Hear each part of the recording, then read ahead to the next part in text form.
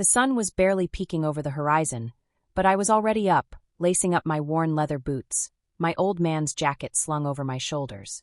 My name's Sadie, but back in the day, everyone called me Snakebite, and I earned that name more times than I can count.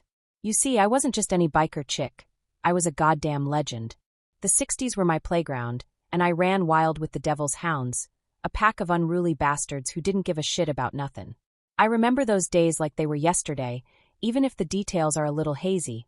Blame the acid for that. We lived fast, rode hard, and didn't give a damn about tomorrow. Free love wasn't just a phrase, it was a way of life. We fucked like we rode, fast, furious, and without a care in the world. The men I rolled with weren't the type to settle down, and neither was I. If I wanted a piece of someone, I took it, and if they didn't like it, they could fuck right off. Love wasn't a word in our vocabulary.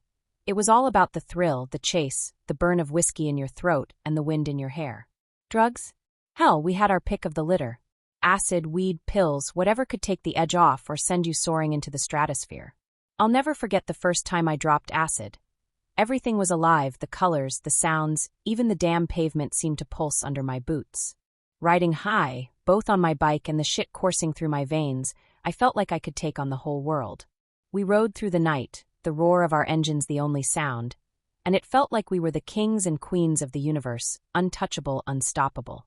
The bike was my soul, a '64 Harley Panhead, black as sin with chrome that gleamed like a knife in the moonlight. She was my baby, and I treated her better than any man I ever fucked.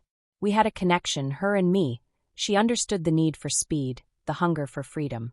We rode through hell and back, my Panhead and I, leaving nothing but dust and memories in our wake. The cops? Pfft, those pigs were a joke. They couldn't catch us if they tried, and believe me, they tried. There was something about a leather-clad chick with a devil-may-care grin that drove those bastards wild. They'd chase us down, sirens blaring, lights flashing, but we'd just laugh, flip 'em the bird, and twist the throttle a little harder.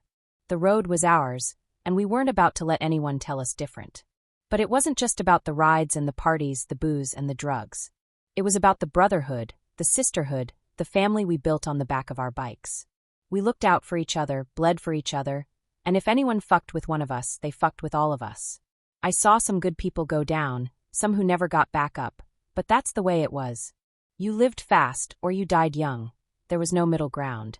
Now, sitting here, looking at the old photos, the worn patches, the faded tattoos, I can't help but grin. I may be older now, a little slower, a little softer, but those days are etched into my soul.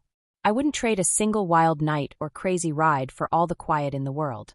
We were hell on wheels, and we lived like there was no tomorrow because for us there wasn't. So here's to the 60s, to the bikes, the booze, the drugs, and the free love that defined a generation. Here's to the wild ones, the outlaws, the rebels who took the road less traveled and left a trail of fire in their wake. Here's to Snakebite, the girl who gave no fucks, took no prisoners, and rode straight into the heart of the storm without looking back. We were the last of a dying breed, and we wouldn't have had it any other way. The end.